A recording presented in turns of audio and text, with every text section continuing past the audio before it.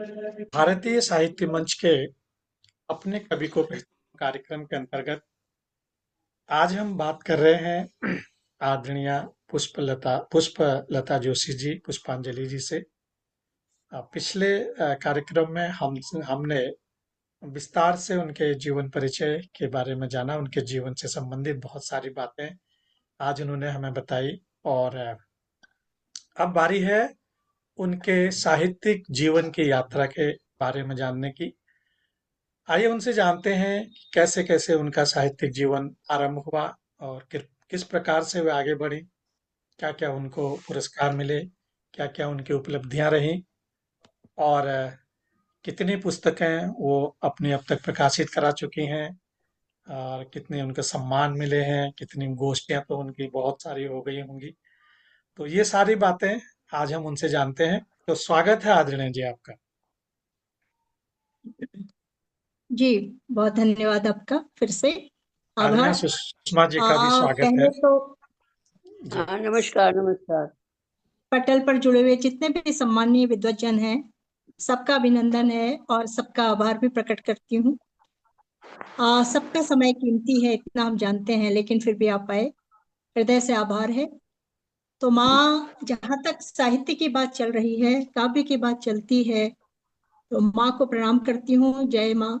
वीणा पाणी को भी प्रणाम करते हैं हम सब। यहाँ पर कलमकार और कलम के उपासक जितने भी हैं, सबको को मैं अपने इस साहित्यिक मंच से प्रणाम करती हूँ पुनः पुनः। देखिए, साहित्य को जो हम लेकर चलते हैं, काव्य को लेकर चले, गद्य पद्य दोनों ही साहित्य है। और साहित्य के पढ़ना और साहित्य को लिखना एक काव्यकार के लिए दोनों ही चीजें उतनी ही महत्वपूर्ण है।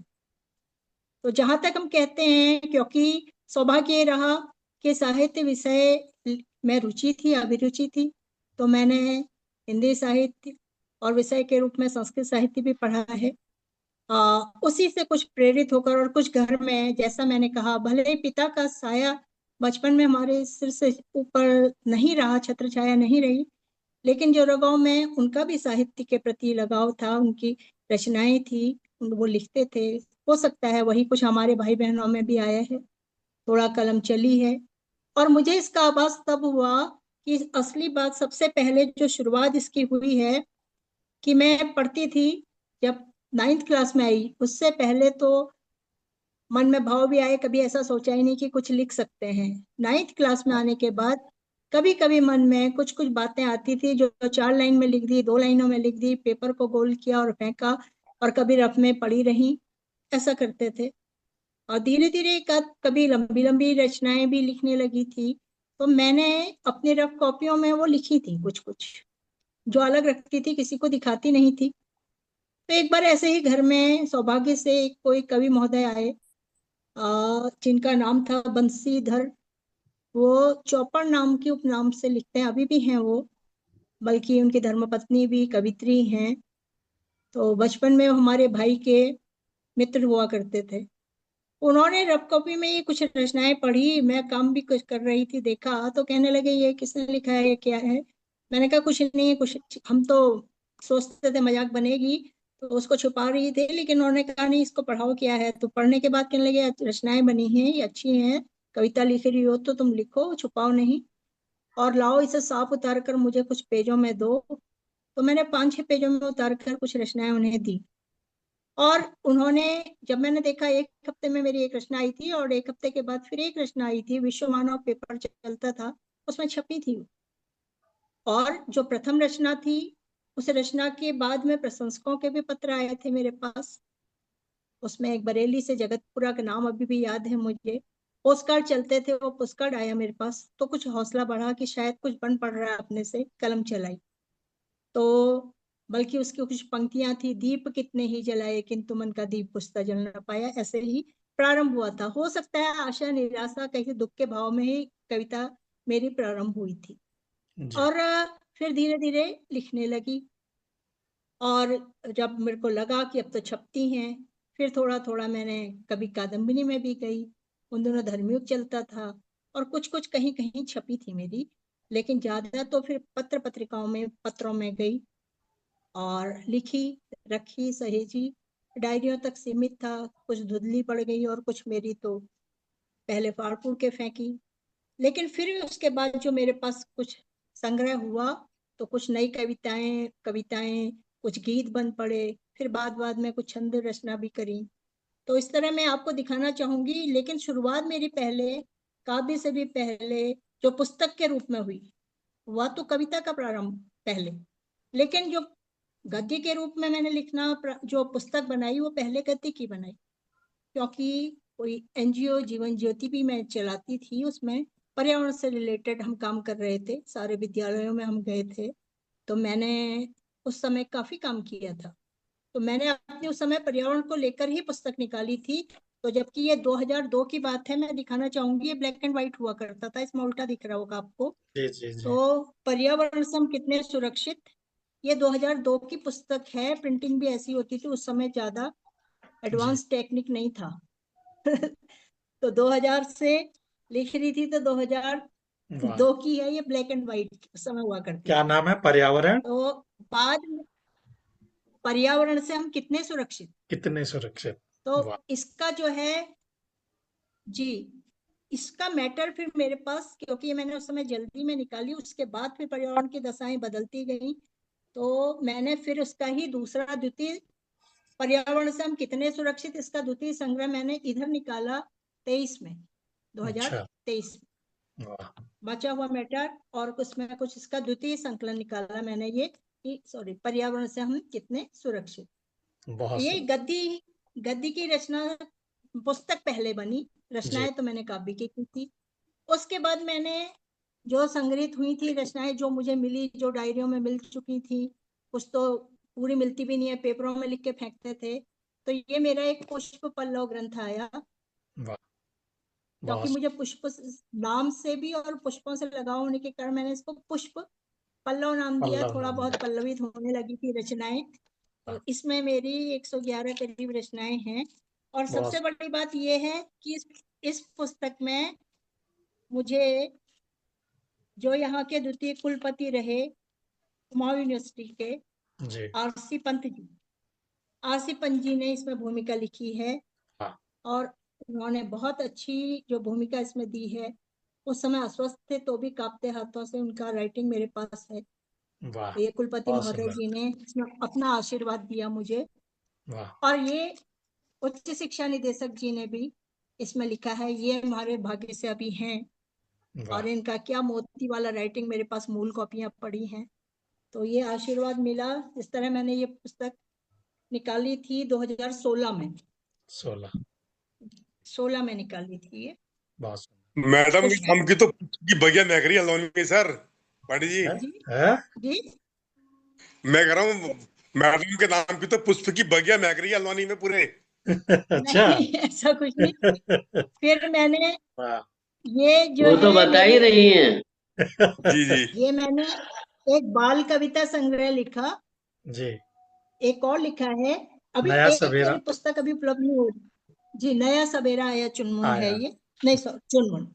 नया सवेरा आया चुनमुन। चुनमुन। तो इसको जो है मैंने बच्चों के लिए लिखी है, इसको विज्ञान से भी जोड़ा है। केवल मैंने दंत कथाओं बेस नहीं बनाया है, न इसमें परियों की कथाएं हैं, न इसमें उड़न, वो कुछ जो हम ख्वाबों की दुनिया करते हैं वो नहीं है।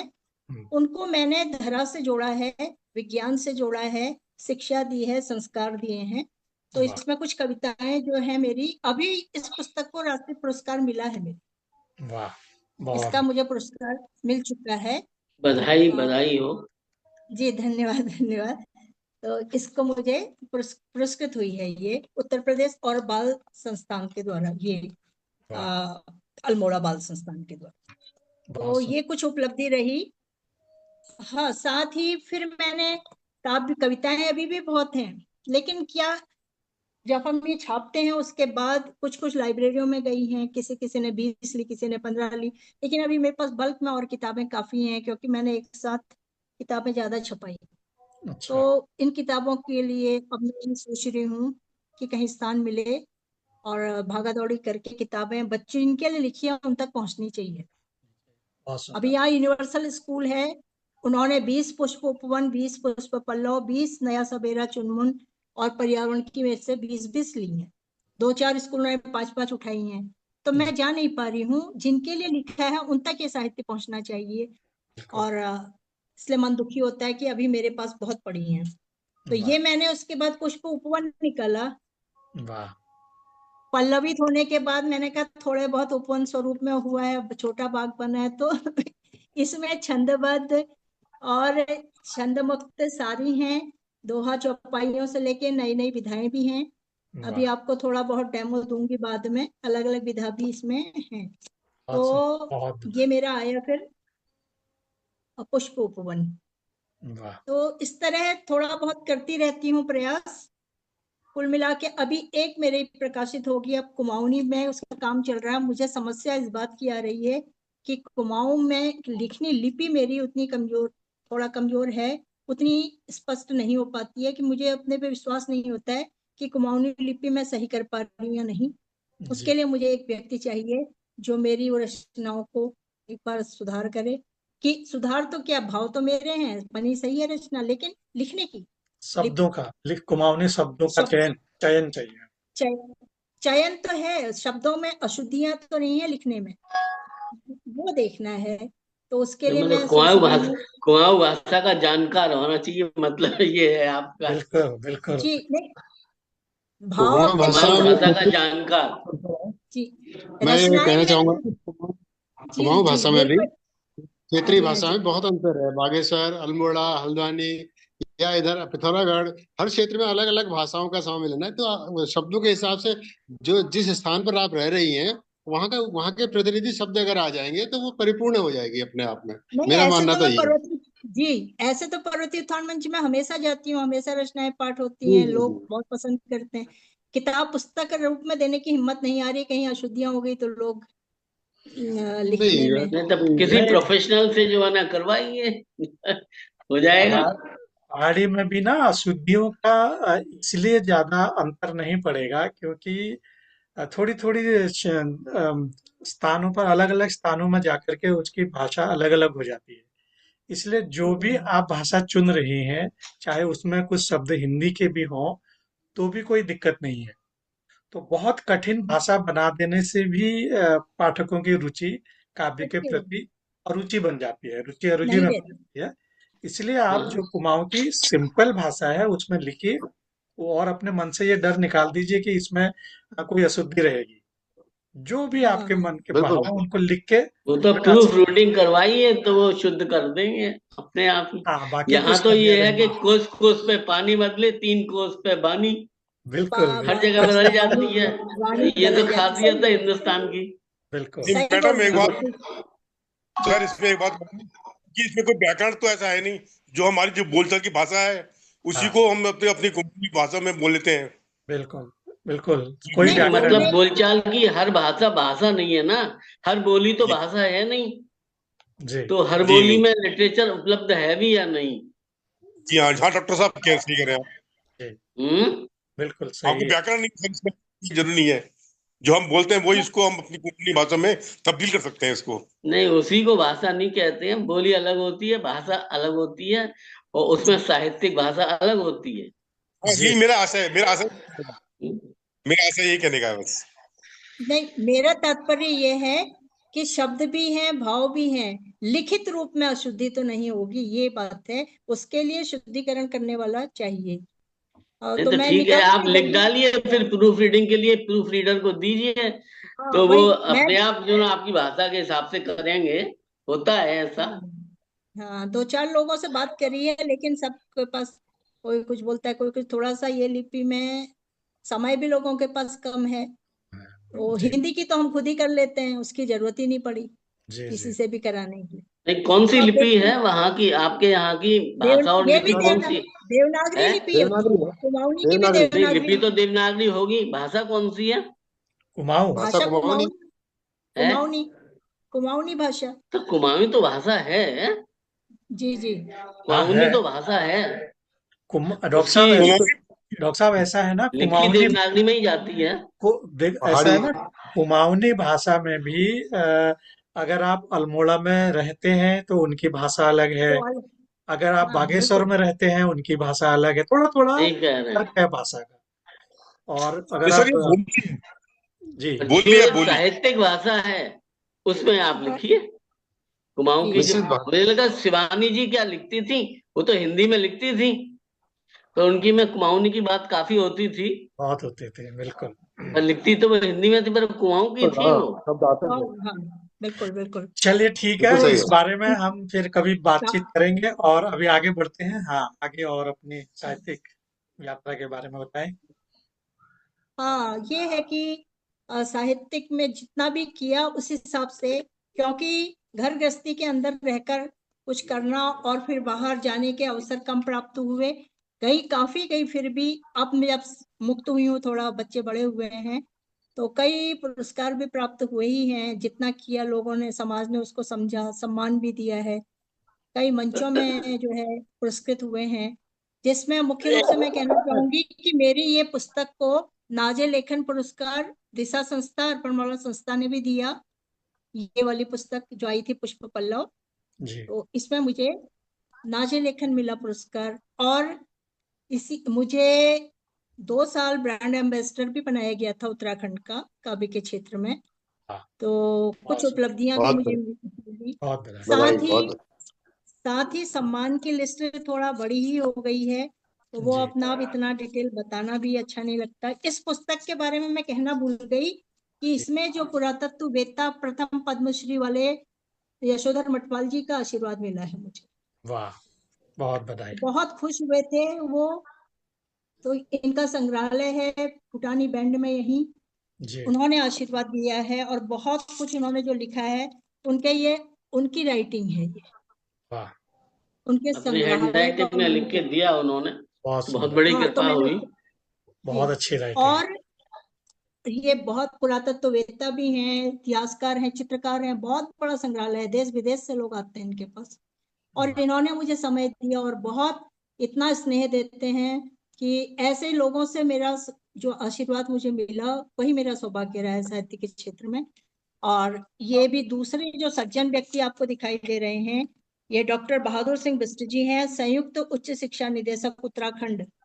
जी। अभी ये दर्जा राज्य मंत्री तो बाद में हुए हैं, शिक्षा जगत के ये भी एक बहुमूल्य हस्ती हैं। वाह, उन्होंने भी इसमें आशीर्वाद दिया मुझे। और किसी किसी ने तो बाकी, जो मैं कहती हूँ थोड़ा मेरा साहित्य पंत जी से प्रभावित हुआ, क्योंकि मुझे नेचर से लगाव है, पंत जी को भी पढ़ा है। और मैं जो देखती हूँ, जो मुझे दिखता है सुंदर सा, जो वो हृदय में आता है, वो भाव आ जाते हैं। तो उन्होंने इस पुस्तक में भूमिका में न जाने क्या क्या शब्द दे दिए हैं, जो मैं कभी सोच भी नहीं सकती। अच्छा। देशभक्ति की रचनाओं में उन्होंने मैथिली सा दे दिया, उसमें उन्होंने महादेवी सा दे दिया, उन्होंने किसी में उन्होंने पंत। मैंने कहा हम तो धूलि का एक कण नहीं है, लेकिन इतना बड़ा आशीर्वाद दे गए हैं, तो उसके लिए लगता है कि थोड़ा बहुत कुछ कर पाई होंगी, तो वाह, इसलिए उन्होंने ये आशीर्वाद दिया है। और बहुत। साथ ही जो मैंने आपको पुरस्कारों की बात कही, पुरस्कार तो खैर आजकल जो भी मिल रहे हैं, मंची पुरस्कार काफी मिले ऑनलाइन के अलावा। जी। उसमें जो लिस्ट है वो काफी बड़ी है, क्योंकि महादेवी सम्मान से लेके नारी रत्न सम्मान से लेके और कई सम्मान मिले हैं। अब उसको ज्यादा चर्चा करना, डिटेल में जाना ठीक नहीं है। 3 जी। पेज भरे पड़े हैं सम्मानों के, मेरी पुस्तक में हैं, कभी आपको मैं सौंपूंगी। जी। तो जो प्रमुख प्रमुख सम्मान है, कोई राष्ट्रीय, अंतर्राष्ट्रीय पुरस्कार? ललित कला साहित्य शिरोमणि जी, जी, जी। राष्ट्रीय पुरस्कार मिले हैं, ललित कला साहित्य शिरोमणि सम्मान भी मिला है, और विद्या वाचस्पति की उपाधि है। साथ ही मैं कुमाऊं से कार्यत्री एकता सम्मान प्राप्त हुआ है, कुमाऊं विश्वविद्यालय से। इसके अलावा जो ट्रस्ट वाले, अगर महाराजा अग्रसेन ट्रस्ट से रजिस्टर्ड है, जो वहां से पंतनगर जनवाणी, रामपुर आकाशवाणी मैं जा चुकी हूँ। रामपुर आकाशवाणी में पहले हम 2-3 बार गए थे, लेकिन उन्होंने बाद में उत्तराखंड के लोगों को और उत्तर प्रदेश को अलग कर दिया, तो रामपुर में जाना A ग्रेड का वो देते भी थे हमें, रिकॉर्डिंग के लिए मैं जाती थी। तो पंतनगर जनवाणी तो हम जाते रहते हैं, वहाँ कई रिकॉर्डिंग होती हैं। अंतर्राष्ट्रीय कार्यक्रमों में भी सम्मान मिले हैं। जी। तो गिनीज बुक वाले कार्यक्रम जो चलते हैं उनमें भी। तो इस तरह का संस्कार भारतीय सम्मान और ये सब सम्मान, अटल सम्मान, काफी सम्मान जो हैं वो समाज ने कुछ दिया, कुछ समझा। तो वाह। ये सम्मानों के अलावा मैं ये कहना चाहूंगी कि मैं सोचती हूँ कि नई पीढ़ी को जितना भी थोड़ा सा अल्प ज्ञान है वो आगे बढ़े। उसके लिए 3-4 संस्थाओं से मैं जुड़ी हूँ। गोविंद कश्यप जी भी जानते हैं, एक हमारी बहुत पुरानी संस्था साहित्य सृजन है, अभी उसका कार्यभार अध्यक्षता के रूप में संभाल ही रही हूँ। बच्चों को उसमें कई जोड़ते हैं। और विश्व रचनाकार मंच की अध्यक्षता उत्तराखंड का दायित्व है मेरे पास। इसके अलावा अभी एक अंतरराष्ट्रीय महिला काव्य मंच जो 48 देशों में कार्यरत है, उस संस्था का भी दायित्व उत्तराखंड का मुझे ही दिया गया है। मैंने कई यूनिट बना दी हैं। नैनीताल हो गया, अल्मोड़ा हो गया, पिथौरागढ़ हो गया, और उधम सिंह नगर बना दी है। सब महिलाओं को जोड़ा है। इसकी मंथली एक गोष्ठी होती है और इसकी सारी रिकॉर्डिंग बाहर के देशों तक जा रही। बाकी अभी मैं जिस क्षेत्र से मैं हूँ, जहाँ मेरा जन्म हुआ है, बागेश्वर की यूनिट बनानी है, प्रयास में लगी हूँ। 4-5 महिलाएं मैंने इकट्ठी कर दी हैं और जी। उसकी भी यूनिट जल्दी तैयार हो जाएगी। वाह। तो इस तरह कुछ साहित्यिक कार्यों में ही अब समय बिता रही हूँ। अभी मैंने विद्यालय से अभी 2-3 महीने पहले त्याग पत्र दिया है, और क्योंकि उम्र के साथ ही बेटा कहने लगा इन कार्यों के लिए भी बहुत समय चाहिए और घर अब दूर काफी है, तो मैं मुक्त हूँ अब उस सर्विस से। उप प्रधानाचार्य से ही मैं अभी छोड़ कर आई हूँ। इंटर कॉलेज में उप प्रधानाचार्य के रूप में कार्यरत थी। तो इस तरह जो है अब साहित्यिक गतिविधियों में लगी हूँ। सोचते हैं आज जो है ना, कविता राजनीतिक प्रभाव से मुक्त हो, बच्चों के अंदर केवल श्रृंगारिक और केवल शेर व शायरी गजलों तक ही ना रहें, थोड़ा जी। गहरे साहित्य की ओर भी जाएं, गंभीर चिंतन हो, मानवीय संबंधों की अभिव्यक्ति हो, सामाजिक धरातल पर तो होनी ही चाहिए, काल्पनिक ना हो। तो कुछ ऐसी चीजें हैं, छंदबद्ध भी हो, छंद मुक्त भी हो, तो हम इस तरह की रचनाएं करें। हम केवल प्रेम गीतों पर ही न जाएं। आजकल के बच्चे कलम उठाते हैं, पहले प्रेम गीत और शेर शायरी के अलावा वो आगे बढ़ते ही नहीं। तो कैसे सामाजिक समस्याएं हमारी दूर होंगी? जी। साहित्य का कर्तव्य भी एक समाज को कुछ देना होता है, बिल्कुल। सामाजिक बुराइयों का निवारण करना होता है। शस्त्र है ये भी हमारे पास, अगर हम कुछ कर सकते हैं, सक्षम है, तो आप देखिए कि कलम ने बड़े बड़े साहित्य, बड़े बड़े इतिहास रच दिए हैं, बिल्कुल। तख्ता पलट दिया है। तो वो सब होना चाहिए। कुछ आज मैं देखती हूँ प्रभाव जहाँ है, पहले पहले क्या था, भक्ति की ओर ज्यादा थे।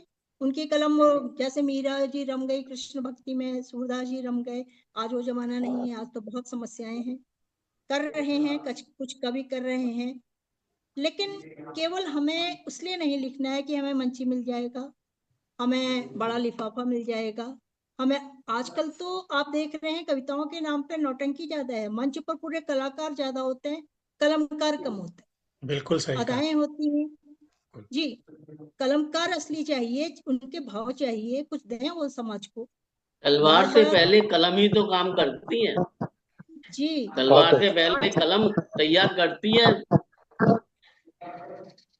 बिल्कुल बिल्कुल सही है। तो आज के जमाने के हिसाब से साहित्य रचा जाए, मेरा कहने का मतलब ये है कि हमने देखा स्वार्थ में, अपनी पूर्ति के लिए कि हम फेम हो रहे हैं या फिर हमको बहुत अच्छा मंच मिल रहा है। आजकल तो लिफाफे वाली बात होती है कि कितना मिलेगा तब हम वहां जाएंगे, जी। और 2 शब्द बोल के आते हैं। उन्हें समाज से लेना देना नहीं, उन्हें किसी साहित्य की ऊंचाइयों गहराइयों का लेना देना नहीं। हम बिल्कुल। ये नहीं कहते, हमें जैसा भी लिखना है हम विशुद्ध लिखें, शुद्ध लिखें, हमारी आत्मा साफ सुथरी हो, हम किसी के दबाव में ना लिखें।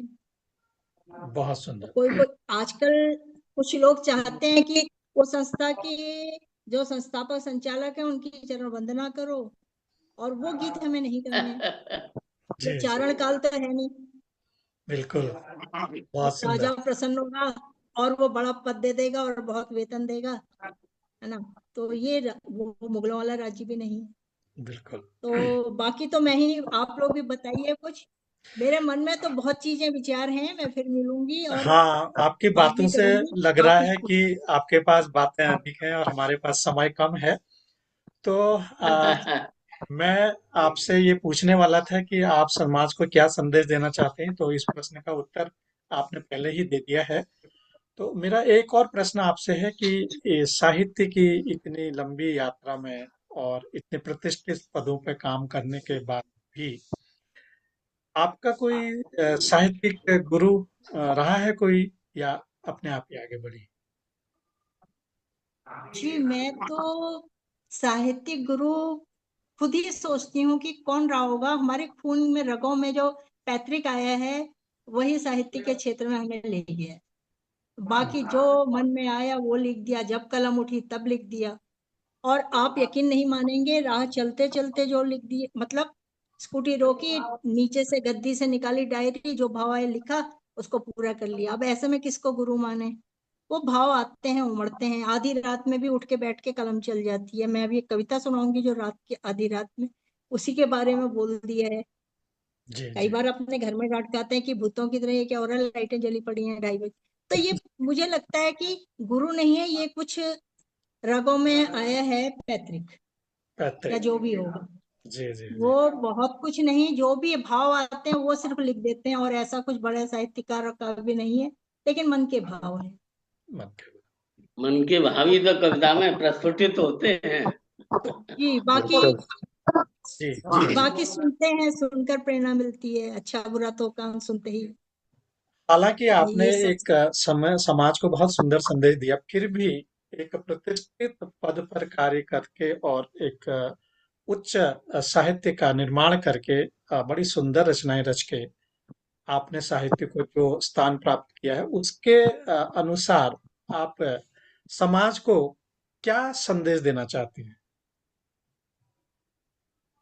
मैं यही कहना चाहूंगी कि एक तो हमारा हमारे पारिवारिक परवरिश आज जो बच्चों की हो रही है, उसमें माता पिता, सभी माता पिता आज ये चाहते हैं कि हमारा बेटा इंजीनियर बने, हमारा बेटा डॉक्टर बने, हमारा बेटा वकालत करे।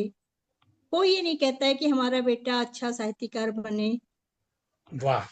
है ना? तो बहुत सुंदर। मैं, जी, चाहे हमारे घर परिवार में जैसे हम अभिरुचि रखते हैं, मेरा ही बेटा इंजीनियर बन गया, तो हम कहीं ना कहीं ये भी करें कि बच्चों के अंदर, चलिए उनकी मनस्थिति आज की जो मांग है वो है, लेकिन कहीं ना कहीं उनको हम प्रारंभ में से ही थोड़ा बहुत लिखना भी सिखाएं कि नहीं बेटा, थोड़ा आप भाव व्यक्त कर सकते हो, तुम भी कुछ कर सकते हो। मैंने शुरुआत में कोशिश की थी अपने बच्चे को, मैंने उसे 10th तक हिंदी दिलाई, लेकिन आगे, क्योंकि घर परिवार में फादर ने कहा आगे तो सब क्या पता है डॉक्टर बनता है, इंजीनियर बनता है, ये मैथ्स लेगा, ये वो लेगा वो लेगा, वहां से दिशाएं बदली। तो मैंने कहा चल इंग्लिश भी लिटरेचर होता है, इंग्लिश में लिखो। उसने छुटपुट प्रयास किया, कुछ डायरी में लिखी थोड़ी बहुत, वो उन्हीं दिनों का खेल रहा, उसके बाद वो हाथ से बाहर गए बच्चे, तो कुछ नहीं। तो हम ये कहना चाहते हैं कि जो कम से कम जो बच्चे आज भी इस विषय की ओर जा रहे हैं, कम से कम वो भी कलम चलाकर एक आगे की अपनी अपने ही घर से शुरुआत करें, कि थोड़ा बहुत भावों को लिखना करना सीखें। साहित्य लिटरेचर ही नहीं पढ़ रहे हैं, मोबाइल खोल रहे हैं, उससे गूगल से सर्च कर रहे हैं, तो अगर हम इस ओर ध्यान नहीं देंगे तो ये साहित्य तो बेकार है। वैसे साहित्य अजर अमर शाश्वत है, कलम कभी रुकनी नहीं चाहिए, आदिकाल से चलती आ रही है, अभी भी चल रही है, भले ही युग परिवर्तन हुआ, रूप परिवर्तन हुआ, काव्य परिवर्तन हुआ, विधा परिवर्तित हुई, लेकिन रुकी नहीं है। इसलिए ये विधा शाश्वत है, अजर अमर है। मैं तो यही कहूंगी कि बच्चों को कलम चलानी है, और जो भाव आ रहे हैं उसे लिखना है। तो ये तो और भौतिकता की आपाधापी जो है ना खत्म हो, तब तो कोई बात शुरू हो। भौतिकता की बहुत आपाधापी खत्म हो ना, बहुत सुंदर, तब तो बहुत बात। सुंदर बातें आदरणीय पुष्पा जोशी जी से, पुष्पलता जोशी जी से आज हमने सुनी, और एक बहुत ही समृद्धशाली वार्ता आज हमारे बीच में हुई। और अब हमारे पास थोड़ा सा समय रह गया है। इस समय में हमारे साथ जो गुणीजन आज जुड़े हैं, एक एक करके उनसे निवेदन करता हूं कि आपके साहित्यिक जीवन के बारे में कोई भी प्रश्न, कोई भी विचार उनके मन में अगर अभी आया हो तो आपसे पूछें और आप उनका उत्तर दें। तो इस क्रम में मैं सबसे पहले आदरणीय डॉक्टर श्याम गुप्ता जी से निवेदन करता हूं कि वो आज के उनके जीवन यात्रा, इस साहित्यिक जीवन के बारे में कोई वैसे तो प्रश्न। अभी पुष्पा जोशी जी से वार्तालाप हुई, वार्तालाप तो हो गया, हमने पूछ भी लिया, उन्होंने बता भी दिया, क्वेश्चन आंसर तो हो ही गए। ये कविता तो स्वानुभूत होती है, जब तक अंदर से खुद नहीं आएगी तो किसी के कहने से तो कोई नहीं बना सकता। और ये जो मैंने अभी कहा कि जो आपाधापी भौतिक की ये चल रहा है, आजकल का भौतिक पक्ष बहुत ज्यादा प्रबल है, उसकी आपाधापी यानी पैसे की आपाधापी खत्म हो तो लोग कविता की तरफ जाएं। अदरवाइज हजारी प्रसाद द्विवेदी जी ने कहा था कि कविता आपको भोजन तो नहीं देगी, परंतु आपको मनुष्य बनाने में सक्षम होगी। बहुत सही। उनका ये कहना था। तो आपका क्या विचार है इस पर? बिल्कुल सही है। मानव इंसानियत, मानवता साहित्य के अंदर ही है, क्योंकि आप तो ये शुरुआत में सिंपल सा हमने यही पढ़ा है, बचपन से पढ़ते आए हैं, साहित्य संगीत कला विहीना साक्षात पशु पुच्छ विषाण हीना। तो साहित्य के बिना तो पहले मानव, और कला के बिना मानव की कल्पना ही अधूरी है। और साहित्य ही, देखिए साहित्य पढ़कर ही हमने प्रगति की है। आज हम कहें वेद नहीं होते, ऋचाएं नहीं होती, तो क्या हम ये विज्ञान हमारा इतना आगे बढ़ लिया होता? बहुत तो सुंदर। कहाँ से हाँ, ज्ञान बिल्कुल मिला? नहीं बड़ा होता। कहाँ से ज्ञान मिला है? हमारे चारों वेद ज्ञान के खजाने हैं। तो हाँ, उसके वो बिना तो साहित्य तो कल्पना, है। उसके बिना तो कल्पना ही नहीं की जा सकती है। प्रगति का आज जिस विज्ञान के पीछे लोग दौड़ रहे हैं, वो ज्ञान कहाँ से मिला? वो वही साहित्य से मिला है। तो इससे बड़ी बिल्कुल। बात तो कुछ होगी नहीं। वहीं से हमें संस्कार मिले, वहीं से मानवता मिली है, वाह, सभ्यता मिली है, प्रगति है। बहुत तो ही अगर सोचा जाए सुंदर, गहराई से, बहुत साहित्य सुंदर। ही सर्वोत्तम है। जी, बहुत सुंदर बात आपने बताई। जी। आप पुष्पलता जोशी जी, और अब मैं बहुत आगे सुना। चलता हूँ, और अब मैं आदरणीय डॉक्टर सुषमा सौम्या जी से निवेदन करता हूँ, वो आपसे अपने प्रश्न रखें आपके सम्मुख। स्वागत है आपका। आप म्यूट पर हैं, अनम्यूट हो जाइए। हाँ, जी। नहीं, ये आप इतना, आपने इतना सब बता दिया, इसमें कुछ पूछने के लिए बचा ही नहीं है। हम तो बहुत ध्यान से सुन रहे हैं, बीच बीच में नेट भी गड़बड़ हो जा रहा है, जी। लेकिन हमें बहुत अच्छा लगा सुन के। और एक टीचर के नाते आप एक शिक्षक हैं, बच्चों को अच्छे से अच्छा पढ़ा रही हैं, अच्छा अच्छा सब बता रही हैं। और जो पर्यावरण पे जो आप काम कर रही हैं, ये भी बहुत अच्छा है, ये भी एक संदेश ही है इसका। मतलब पर्यावरण पे जो आप कर रही हैं, उसमें कुछ प्रैक्टिकल भी करती हैं या केवल कविताएं ही लिख रही हैं? नहीं जी, नहीं। मैंने बताया कि पहले मैंने प्रैक्टिकल प्रयोग से ही किया, क्योंकि सारे अच्छा। विद्यालयों में जाकर हमने जो लेक्चर दिए, मैंने बल्कि अपनी सहायक रूप में 2 अपनी अध्यापिकाएं भी रखी थी उस समय, और हम जी। जाकर उन्हें प्रयोगात्मक करके भी दिखा रहे थे। कई चीजें हमने वेस्ट मटेरियल से चीजें बनानी सिखाई, जैसे पॉलिथीन के हमने पायदान बनाए, गमलों के नीचे रखने के बनाए, फूड, बहुत चीजें थी उस समय। तो जाने हमने क्या क्या प्रयास किए, और बच्चे बहुत इंटरेस्ट ले रहे थे। हर स्कूल वालों ने हमें बुलाया, और उन्होंने हमें महीने में 1-2 दिन डिसाइड करके बुलाते थे। तो मैंने हल्द्वानी के सारे, पहले जब मैं 2002 की बात कर रही हूँ, सारे विद्यालय कॉलेज कवर करे। तो उसका प्रयास ये हुआ, और हर विद्यालयों में मेरी ये पर्यावरण वाले संग्रह भी गए। तो अच्छा। अपनी तरफ से हमने ये सब प्रयास किया, वेस्ट कास्ट से लेकर हर चीज करके भी दिखाया, समझाया भी, लेक्चर भी दिए। अब ये जितना प्रयास छुटपुट हो सकता था, सरकार की ओर से कुछ हमें एड नहीं मिली, तो इस तरह करने का प्रयास काफी किया था। फिर उसके बाद में ये द्वितीय संग्रह निकाला, तो ये छुटपुट प्रयास रहा पर्यावरण वाह, के लिए। बहुत सुंदर अब ये, प्रश्न आदरणीय सुषमा, डॉक्टर सुषमा गुप्ता सौम्या जी का था, और बड़ा ही अच्छा आपने उत्तर दिया। हाँ, धन्यवाद। आगे बढ़ते बहुत हैं, बहुत और धन्यवाद। जी, आगे बढ़ते हैं, और अब मैं आदरणीय त्रिभुवन शंकर मिश्र चातक जी हमारे साथ विद्यमान हैं, मैं उनसे निवेदन करता हूं कि वो अपना प्रश्न रखें। स्वागत है आपका। आप म्यूट पे हैं, अनम्यूट हो जाइए।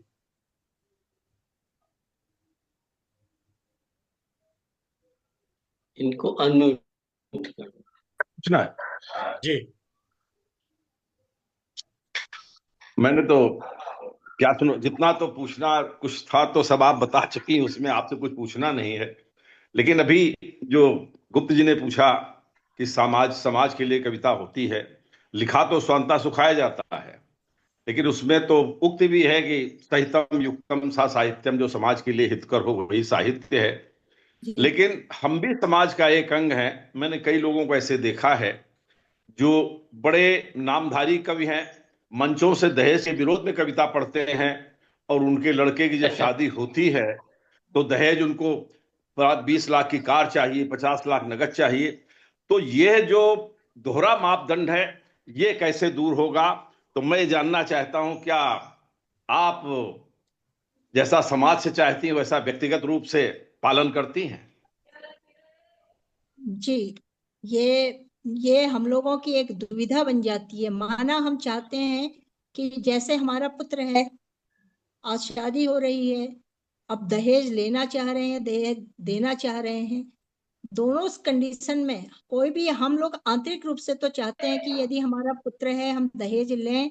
ये समाज वाली बात आपने जो रखी है इस पक्ष में, और उसके ऊपर हम कविताएं बोल रहे हैं, वो दोनों में अंतर है। अंतर इसलिए है कि कहीं कहीं आजकल दोनों पक्ष होते हैं, एक पक्ष की इसमें जिम्मेदारी नहीं रहती है और दोनों पक्षों की इच्छाएं भी रहती हैं। कोई पक्ष चाहता है कि हम नहीं लेंगे, कोई पक्ष चाहता है नहीं जी आप लेंगे देंगे। तो ये दुविधा है, ये समाज के स्तर पे इस पे कार्य होना है। अब मैं आपको बताऊं, जहां तक मेरे पुत्र की बात है, हमने ये देखा कि कुछ परिस्थिति उतनी अच्छी भले ही नहीं थी वहां पर। उस समय विपत्ति आ गई कि ठीक परिवारजन का जिस समय वैवाहिक कार्यक्रम था, उस समय पता लगा कि घर में किसी का ऑपरेशन उन मदर का ही होना है। तो ऐसे में तुम्हारा मानवीय एक नाता भी होता है ना, जिनसे रिश्ता है, तो हम ऐसे में भी दहेज की मांग करेंगे, वो तो बहुत गलत है। कई जी संपन्न जी। लोग चाहते हैं नहीं हम अपनी पुत्री को देंगे, एक प्यार देंगे, एक आशीर्वाद देंगे। जबरन नहीं होना चाहिए, जी। जोर जबरदस्ती बिल्कुल नहीं होनी देना चाहिए। जबरन नहीं, देना और पाना अलग चीज है। अलग बिल्कुल। मांगना अलग चीज है जी। मांगना और ऐसे तो दबाना। माता जी ऐसे तो वैसे माता दुविधा पिता जो है वो कभी समाज की नहीं होती है, दुविधा तो व्यक्ति की अपनी ही होती है। व्यक्ति की है। वही दुविधा में ब- होता है, समाज की कोई बहुत दुविधा नहीं होती। बहुत ही मैं वही सुंदर कह रहा बात, हूं। बहुत हम सुंदर बात आपने अब कही आदरणीय त्रिभुवन जी। एक और बात कहना चाहूंगी, एक बात जी कहना चाहूंगी कि माता जी पिता पुत्र को पुत्री को भी देना चाहते हैं अपने, हाँ लेकिन बिल्कुल। जी। जबरन नहीं।